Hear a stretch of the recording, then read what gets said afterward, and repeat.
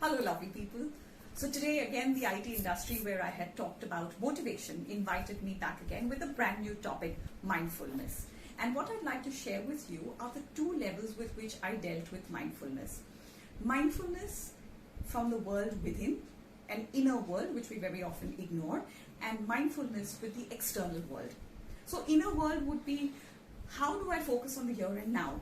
Or why is it that a particular person really gets my goat and makes me so anxious? Could it be that he reminds me of my own weakness? Or how is it that you meet a person, the person doesn't open their mouth and say a single word, but you've just fallen in love at first sight? So that is what we explored for the inner world. And for the external world is what I want to talk to you about. So right now America has sparked off a revolution with the killing of George Floyd with Black Lives Matter. And in India, there is a parallel narrative going on with the hatred for China. Now, what is happening at the Indo-China border is politically driven, but the average Chinese family is struggling to keep themselves safe and struggling to put food on the table just the way we Desis are.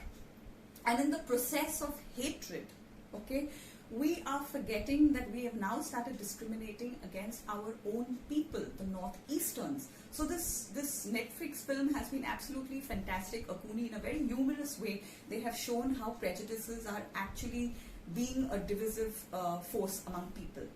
So I want you to be mindful that just because somebody looks different or speaks different or eats different does not mean that you have to view them with bias and criticism.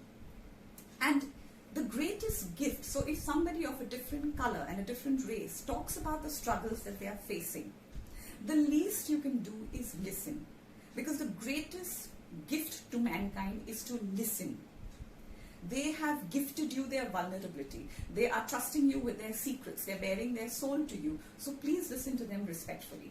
So if you're a boss and your subordinate comes and talks to you about the problems going on in their family, or your team members talking about some death that they're coping with or a sickness, you can't change an unalterable fact like death, but the least you can do is lend them your ear so that they feel lighter. I think we also need to be mindful about the people who are working around us and show our appreciation. So if you are the boss, if you say things like, oh, you're looking tired, why don't you go and get a cup of tea? I will handle the phone lines.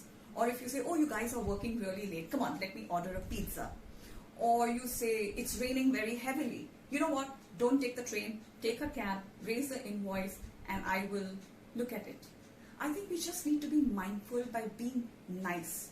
We go through office and you have known people for 10 years and you don't even smile because your nose is in your phone in the lift.